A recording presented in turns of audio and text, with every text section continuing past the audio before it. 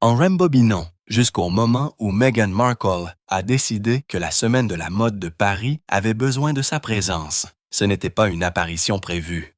Ce n'était pas des mois de coordination avec des attachés de presse et des créateurs. C'était une décision de dernière minute qui a envoyé des ondes de choc à travers un événement déjà méticuleusement planifié.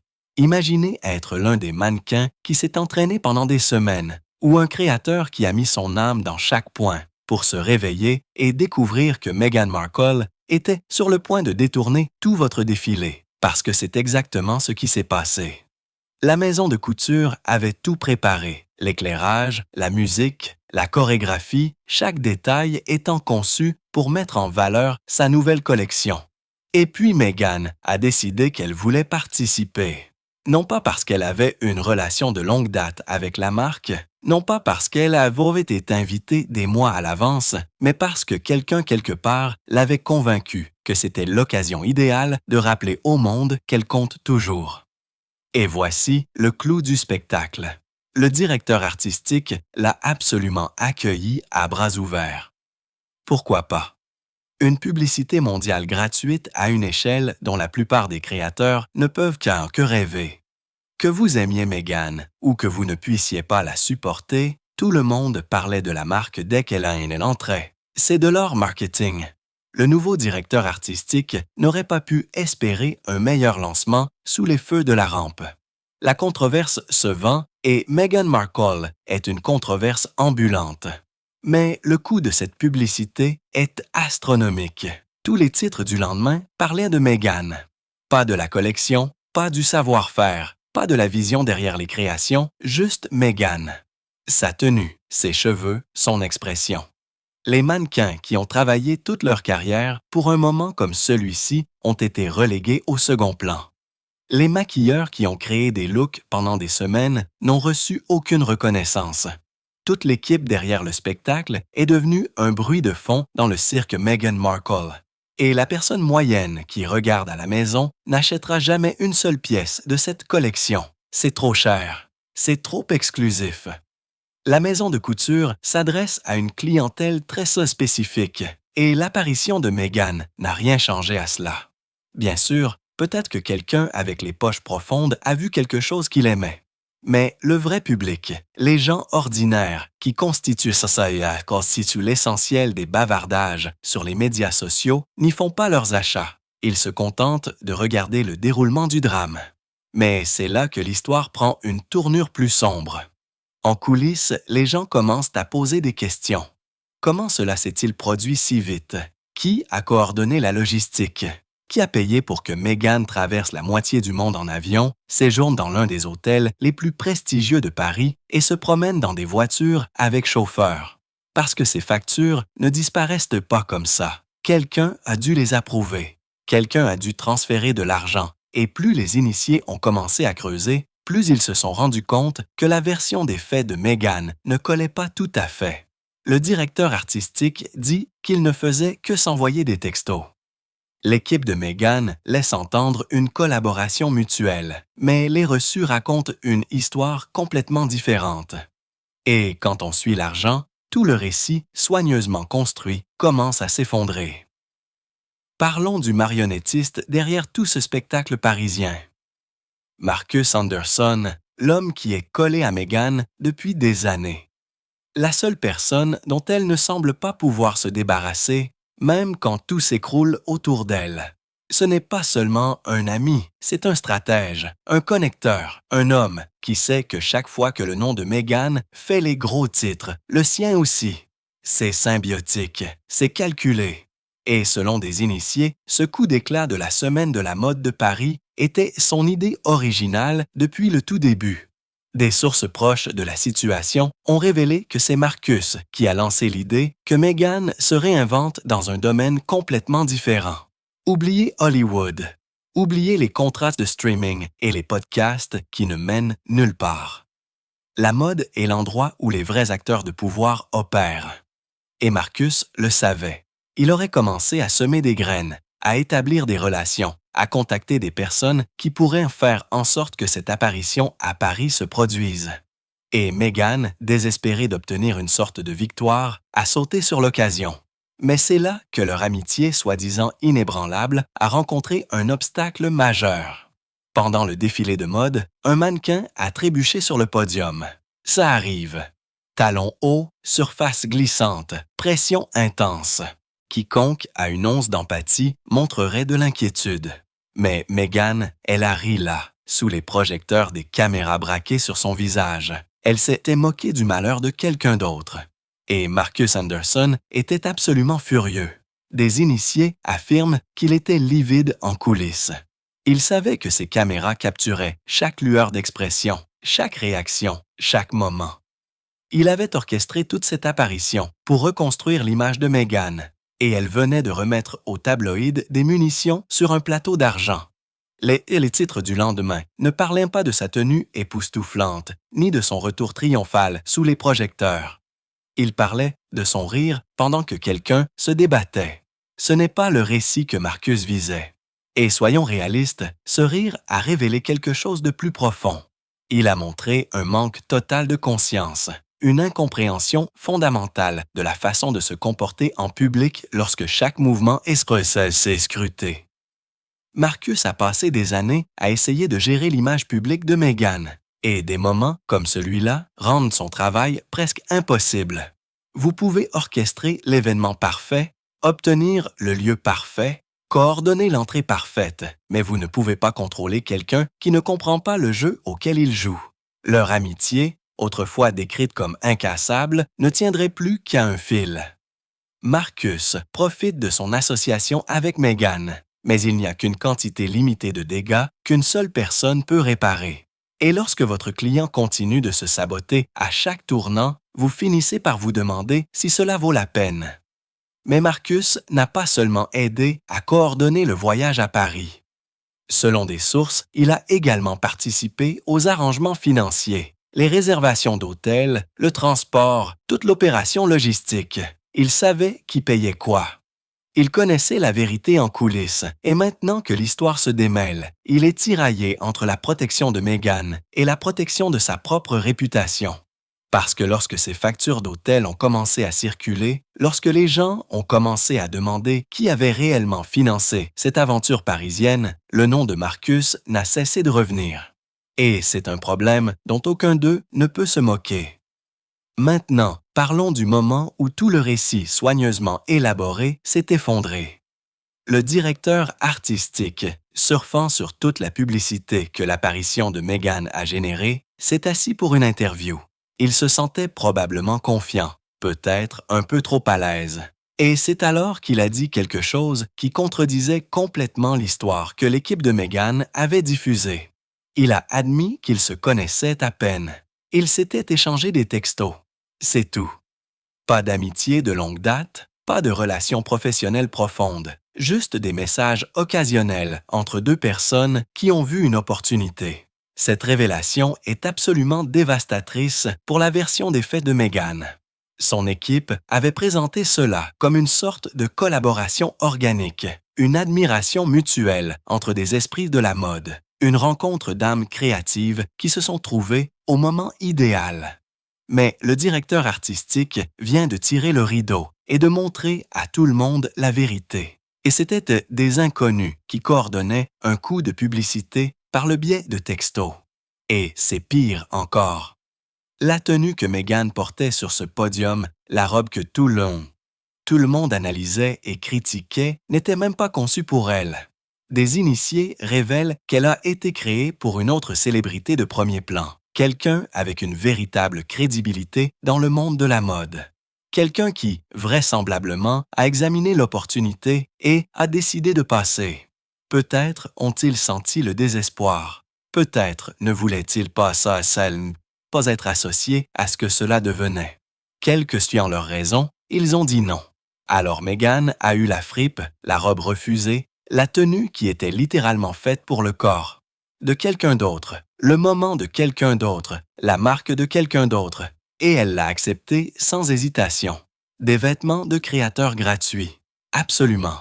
Peu importe qu'elle ne lui soit pas destinée, peu importe qu'elle ait été le deuxième choix, voire le troisième ou le quatrième. Elle a pris ce qu'elle pouvait obtenir. Pensez à ce que cela révèle. Meghan Markle, qui se présente constamment comme cette femme forte et indépendante qui n'a besoin de l'approbation de personne, est là à accepter des tenues refusées juste pour mettre le pied à l'étrier. Ce n'est pas le comportement de quelqu'un qui a des options. C'est le comportement de quelqu'un de tellement désespéré d'être pertinent qu'il prendra toutes les miettes qu'on lui offre. Et le lapsus du directeur artistique n'a pas seulement exposé la faiblesse de la relation. Il a exposé toute la nature transactionnelle de cet arrangement. Il a obtenu une publicité mondiale. Elle a obtenu des photos pour Instagram et une chance de prétendre qu'elle est toujours un acteur dans les cercles d'élite.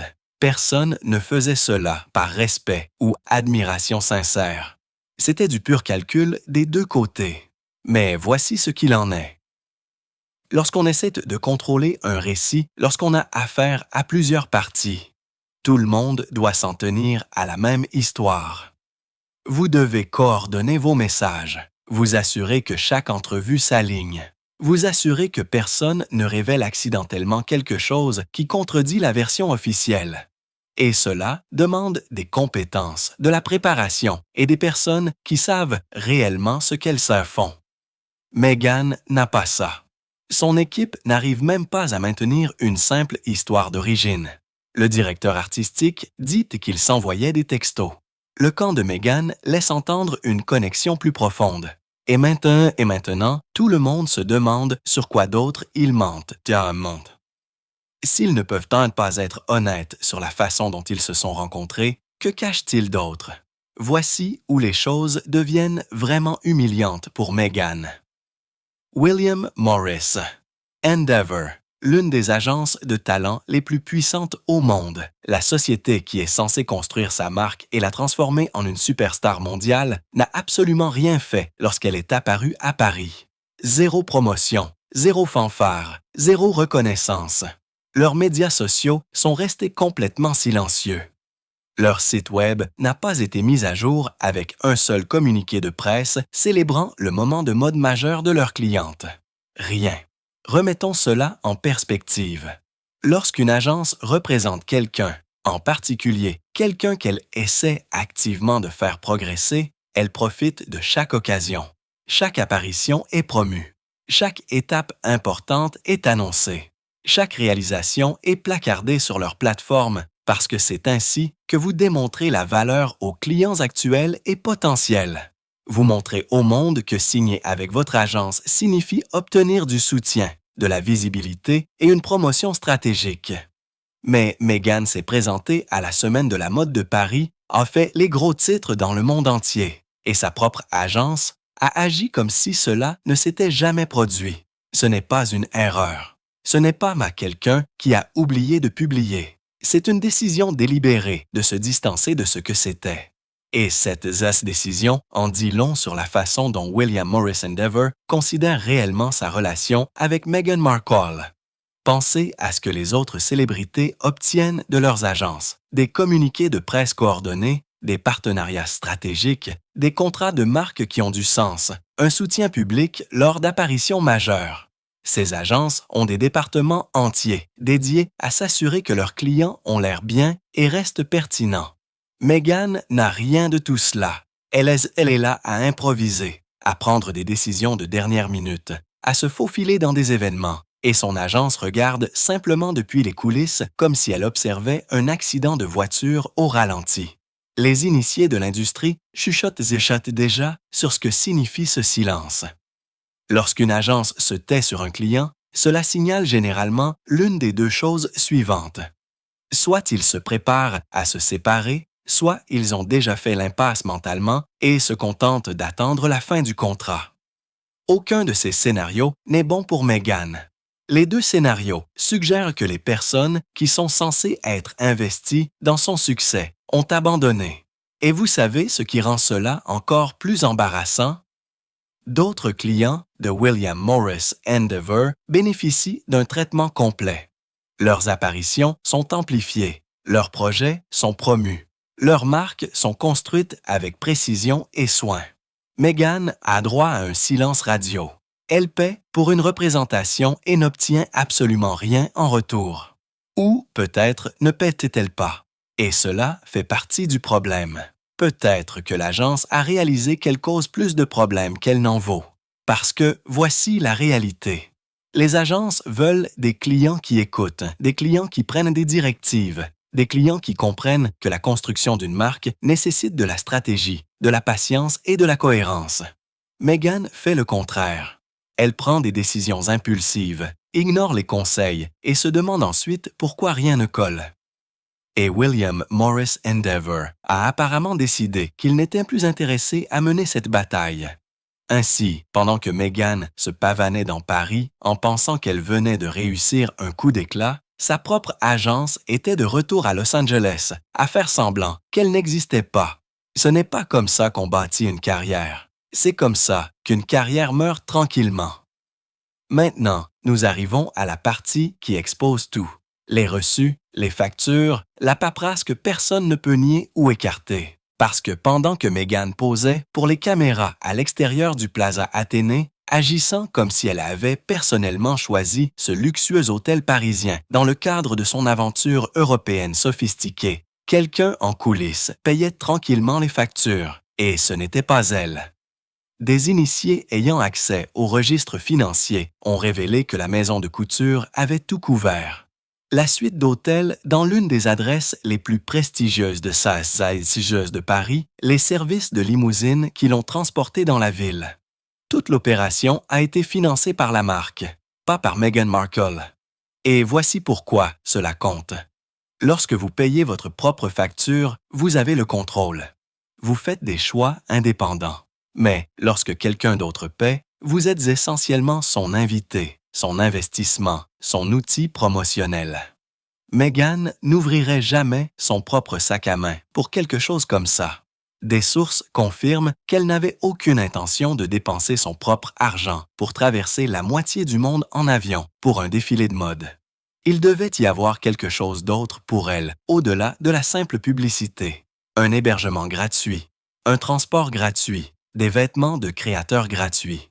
C'est la seule façon dont ce voyage avait un sens de son point de vue. Et la maison de couture, désespérée d'obtenir cette attention mondiale, était prête à en payer le prix. Mais maintenant que la vérité éclate, les deux parties se démènent pour réécrire le récit. La marque essaie de se distancer des arrangements financiers, réalisant probablement que le fait de payer toute l'aventure parisienne de Meghan les fait paraître désespérés.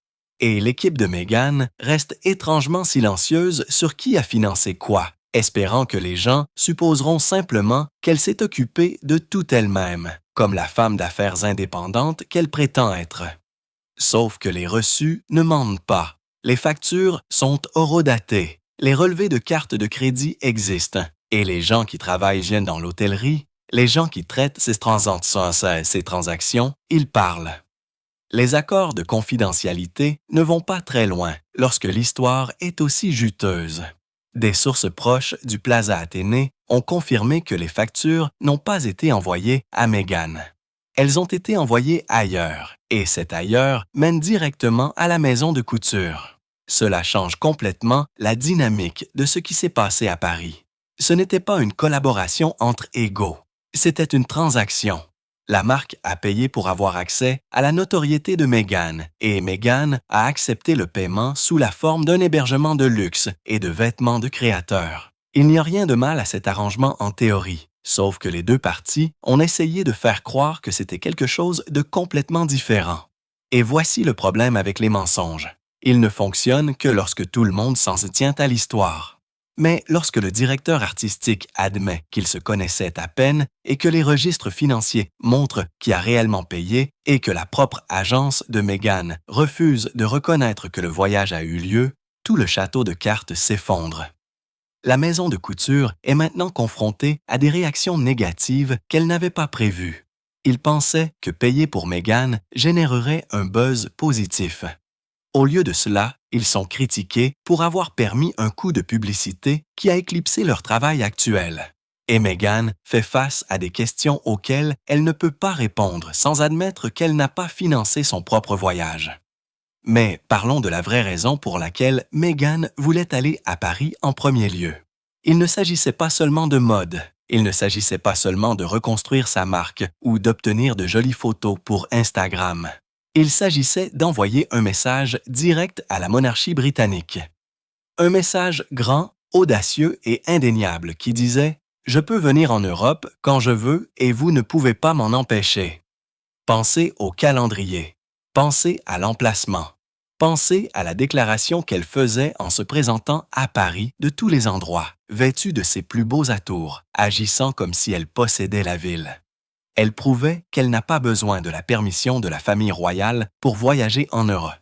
En Europe, elle n'a pas besoin de leur approbation. Elle n'a pas besoin de leurs arrangements de sécurité. Elle peut simplement sauter dans un avion, séjourner dans un hôtel de luxe et se promener dans l'une des villes les plus célèbres du monde sans aucune participation des personnes qu'elle a laissées derrière elle. C'était une démonstration de force, ou du moins, c'était censé l'être. Meghan voulait montrer au monde qu'elle s'épanouit, qu'elle est indépendante, qu'elle a construit une vie où elle prend ses propres décisions sans les contraintes royales. Et dans son esprit, ce voyage à Paris était la preuve ultime de sa liberté. Mais voici où cela se retourne de façon spectaculaire. Pendant que Meghan se pavane dans Paris, prouvant qu'elle peut voyager à l'étranger sans aucun problème de sécurité, Harry est de retour au Royaume-Uni où essaie d'y arriver, suppliant le ministère de l'Intérieur de lui accorder une protection complète. Il mène cette bataille juridique depuis des mois, exigeant que le gouvernement britannique lui fournisse le même niveau de sécurité qu'il avait lorsqu'il était un membre actif de la famille royale. Il soutient qu'il ne peut pas visiter son pays d'origine en toute sécurité sans une protection financée par les contribuables.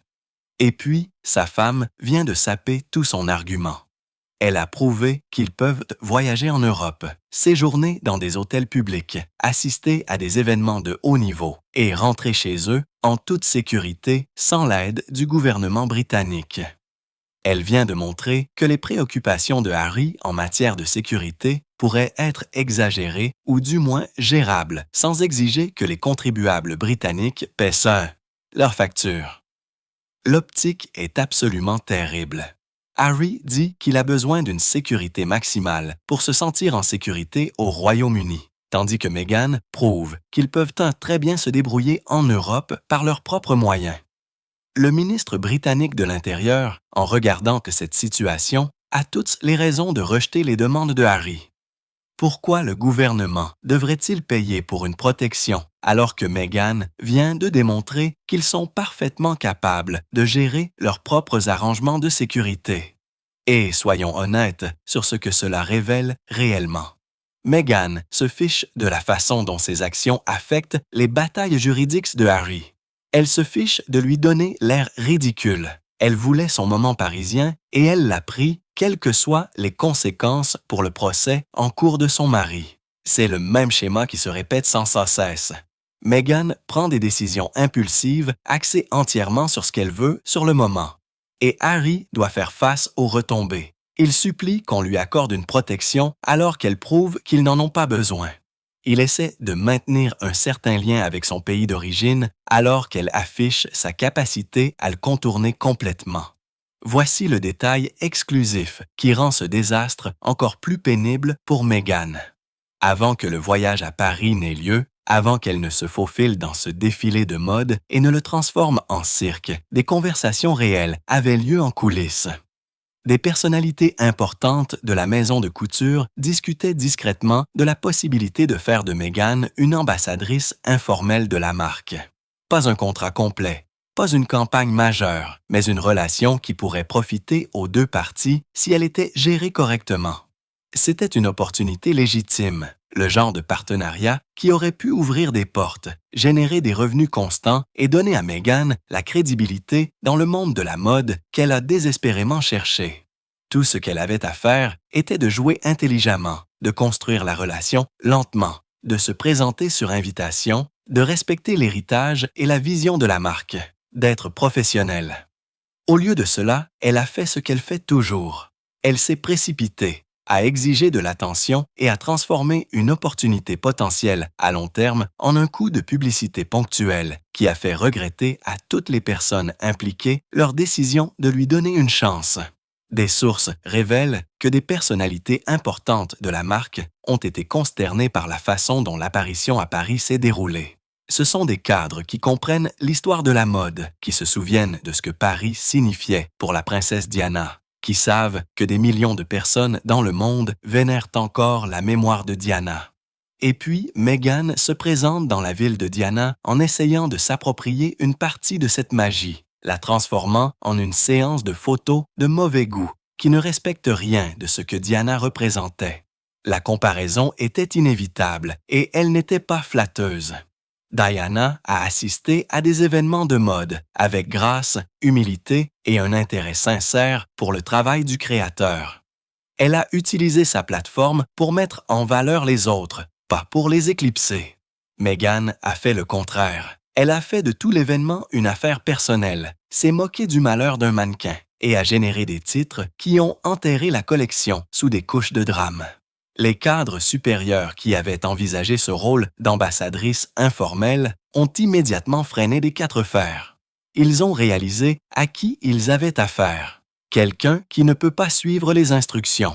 Quelqu'un qui accorde la priorité à la publicité personnelle plutôt qu'à la réputation de la marque. Quelqu'un qui ne comprend pas la différence entre l'attention et le respect. Et voici ce qui rend cela si frustrant pour quiconque suit la trajectoire de carrière de Meghan. Elle l'avait sur un plateau. Encore une fois, tout comme la célébrité mondiale lui a été offerte lorsqu'elle a épousé un membre de la famille royale. Tout comme des engagements prestigieux et un travail significatif lui ont été offerts pendant ses premiers jours en tant que membre actif de la famille royale. Tout comme des portes s'ouvraient dont la plupart des gens ne pouvaient que rêver. Et tout comme à chaque fois, elle a tout gâché à la dernière minute en faisant quelque chose de spectaculairement stupide. C'est presque comme si elle voulait se saboter elle-même, comme si elle ne pouvait pas gérer le succès quand il est à portée de main. La maison de couture était prête à lui offrir exactement ce qu'elle prétendait vouloir, et elle a détruit l'opportunité avant même qu'elle ne puisse se matérialiser. Maintenant, ses cadres supérieurs se retirent discrètement, s'assurant que leurs noms ne sont pas associés à ce que Meghan fera ensuite. Les conversations sur le rôle d'ambassadrice informelle ont cessé. Les appels téléphoniques se sont taris et Meghan se demande pourquoi une autre opportunité lui a échappé, sans jamais réaliser qu'elle est le dénominateur commun de tous les échecs. La photo a commencé à circuler presque immédiatement. Meghan, à l'arrière d'un taxi, l'air détendu et insouciante, les pieds posés sur les sièges. C'est le genre de moment décontracté auquel la plupart des gens ne penseraient pas à deux fois dans leur vie personnelle. Mais lorsque vous essayez de vous positionner comme sophistiquée, élégante et digne de faire partie du cercle restreint de la haute couture, ces détails comptent. Et Internet l'a remarqué. Les critiques se sont ruées sur elle. Les médias sociaux ont explosé de commentaires sur l'étiquette de base, sur le respect des espaces partagés, sur la différence entre la façon dont Meghan se présente et la façon dont se comportent les véritables icônes de la mode. Cela peut sembler peu de choses, mais dans le monde des marques de luxe et de la mode d'élite, ces moments s'additionnent. Ils créent une impression. Et l'impression que Meghan a laissée n'était pas celle qu'elle avait prévue. La maison de couture a vu son événement soigneusement planifié, être enterré sous une avalanche de controverses liées à Meghan. Les mannequins qui se sont entraînés pendant des semaines, qui ont perfectionné leur démarche, qui ont rêvé de ce moment toute leur carrière, ont été relégués au second plan. Leurs noms n'ont pas fait les tendances. Leurs photos ne sont pas devenues virales. Au lieu de cela, tous les titres parlaient de Meghan. Chaque publication sur les médias sociaux disséquait sa tenue, son comportement, ses motivations. Les maquilleurs qui ont créé des looks époustouflants pour le spectacle n'ont reçu aucune reconnaissance. Les créateurs qui ont passé des mois à perfectionner chaque pièce ont vu leur travail réduit à cette robe que portait Meghan. Toute l'équipe créative derrière la collection est devenue invisible, éclipsée par quelqu'un qui s'est présenté à la dernière minute et a détourné leur moment. Et voici ce qu'il en est de l'industrie de la mode. Elle est construite sur des relations. Elle est construite sur le respect de l'artisanat, du processus, des personnes qui consacrent leur vie à créer de la beauté. Lorsque quelqu'un traite un défilé de mode comme une séance de photos personnelles, Lorsqu'il transforme la vision d'un créateur en une toile de fond pour sa propre campagne de publicité, l'industrie s'en souvient, les gens en parlent, les réputations sont endommagées. Les réactions négatives ne provenaient pas seulement de commentateurs aléatoires sur Internet. Elles provenaient de l'intérieur même du monde de la mode. Des initiés de l'industrie ont exprimé discrètement leur déception, leur frustration et leur colère face au fait que leur travail avait été traité avec autant de négligence. La marque perdait la confiance des personnes qui comptent le plus, les créatifs et les professionnels qui font réellement progresser la mode. Et Meghan semblait complètement inconsciente des dommages qu'elle avait causés. Elle était apparemment ravie des photos d'elle sortant de l'hôtel, vêtue de robes de créateur, ayant l'air d'appartenir à ce monde. Elle pensait que c'était son retour triomphal à la pertinence. Elle croyait qu'elle venait d'ouvrir des portes à d'autres opportunités dans le monde de la mode, à d'autres relations avec des créateurs, à d'autres invitations à des événements exclusifs. Mais le téléphone est resté silencieux. Aucun créateur n'appelait. Aucune marque ne prenait contact. Le flot d'opportunités attendues ne s'est jamais matérialisé. Parce que pendant que Meghan célébrait son moment parisien, le monde de la mode décidait collectivement qu'il en avait assez vu. Les mannequins dont elle a volé la vedette ne vont pas oublier. Les créateurs dont elle a éclipsé le travail ne vont pas se précipiter pour collaborer. La marque qui a payé son voyage est confrontée à des critiques qu'elle n'avait jamais prévues. Et tout cela aurait pu être évité si Meghan s'était simplement présentée avec humilité, respect et une appréciation sincère de l'opportunité qui lui avait été offerte. Alors, que fait Meghan lorsqu'un coup de publicité se retourne de façon spectaculaire? Elle pivote rapidement. Soudain, l'apparition à la Semaine de la mode de Paris, qui était censée redéfinir sa marque, devient quelque chose qu'elle a besoin que les gens oublient. Et la façon la plus rapide de faire oublier les gens est de leur donner quelque chose de nouveau à raconter. Entrer dans le circuit des œuvres caritatives. Quelques jours après le désastre parisien, Meghan a été aperçue à New York. Pas à des événements de mode, pas dans des salles d'exposition de créateurs, mais à des fonctions caritatives. De retour sur le territoire sur des bonnes causes et de l'engagement communautaire. Le genre de travail qui est difficile à critiquer. C'est une manœuvre classique. Lorsque le jeu du glamour ne fonctionne pas, retirez-vous dans la philanthropie et espérez que les gens se souviennent des bonnes actions au lieu des titres embarrassants. Mais voici ce qui rend cette tentative de contrôle des dommages si transparente. Meghan adore ses photos de sorties d'hôtel. Des sources confirment qu'elle était absolument ravie des images d'elle quittant le Plaza Athénée en robe de créateur, l'air soigné et glamour. Elle pensait que ces photos deviendraient emblématiques, le genre de clichés qui définissent un moment de mode et cimentent le statut de quelqu'un dans les cercles d'élite.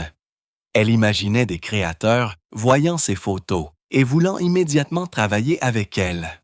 Elle imaginait des invitations, affluer des maisons de couture, désireuses de l'habiller, de collaborer avec elle, de la présenter dans leur campagne.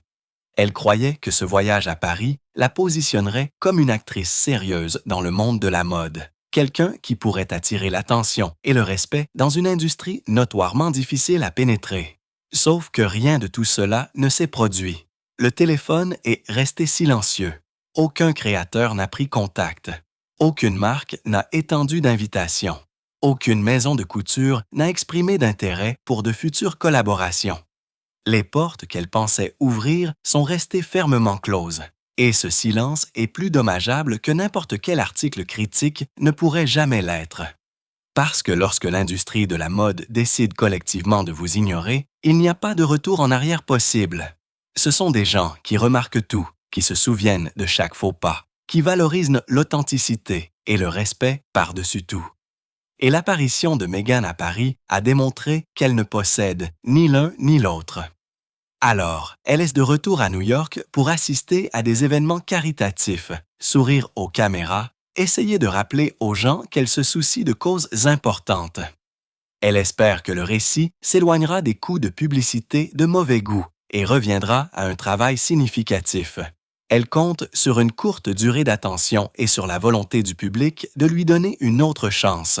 Mais le pivot caritatif n'efface pas ce qui s'est passé à Paris.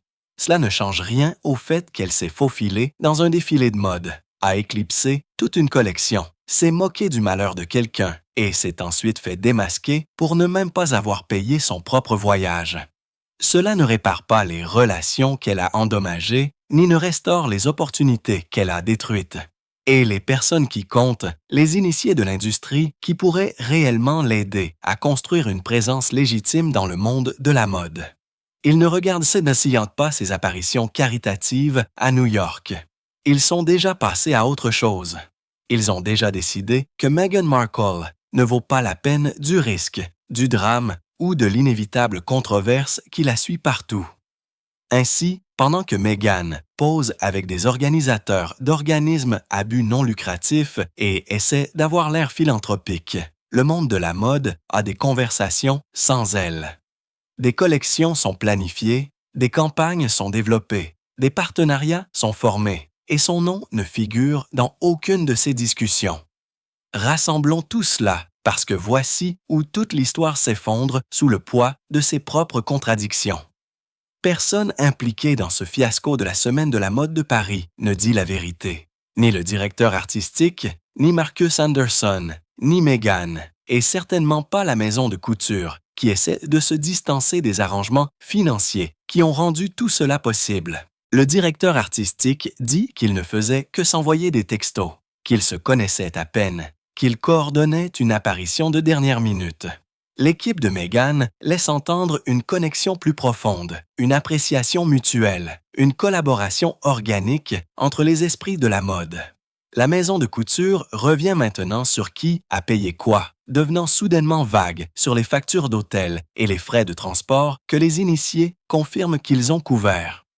Tout le monde se démène pour réécrire sa version des faits, parce que l'histoire originale s'est effondrée au moment où les gens ont commencé à poser des questions. Et voici le problème avec le mensonge. Vous devez vous souvenir de ce que vous avez dit. Vous devez vous coordonner avec toutes les autres personnes impliquées. Vous devez vous assurer que le calendrier a du sens, que les détails s'alignent et que personne ne contredit accidentellement le récit officiel. Cela demande des compétences, de la préparation et des personnes qui savent réellement comment gérer une crise. Meghan n'a pas ça. Son équipe n'arrive même pas à maintenir une simple histoire sur la façon dont elle s'est retrouvée à un défilé de mode. S'ils ne peuvent pas être honnêtes sur quelque chose d'aussi simple que de savoir qui a contacté, qui en premier, que cachent-ils d'autres? S'ils mentent sur les arrangements financiers, quels autres détails ont été fabriqués ou commodément omis? Les reçus racontent une histoire mort. Histoire. Les interviews en racontent une autre. Le silence de la yeuille en raconte une troisième. Et quelque part, au milieu de tous ces récits contradictoires, se trouve la vérité, enfouie sous des couches de retouche et de contrôle des dommages et des tentatives désespérées de sauver quelque chose de positif de ce désastre. Parce que c'est ce que c'était, un désastre. Pas le moment de mode triomphant que Meghan avait imaginé. Pas le relancement de marque que Marcus aurait orchestré. Pas la collaboration mutuellement bénéfique que la maison de couture espérait. Juste un coup de publicité bâclé et mal planifié qui a laissé toutes les personnes impliquées dans une situation pire qu'avant. La maison de couture est confrontée à des réactions négatives de la part des initiés de l'industrie qui estiment que la marque a compromis son intégrité pour une publicité bon marché.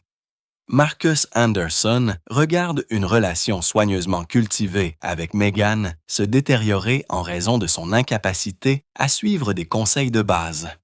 Le directeur artistique regrette probablement cette interview où il a admis qu'ils se connaissaient à peine.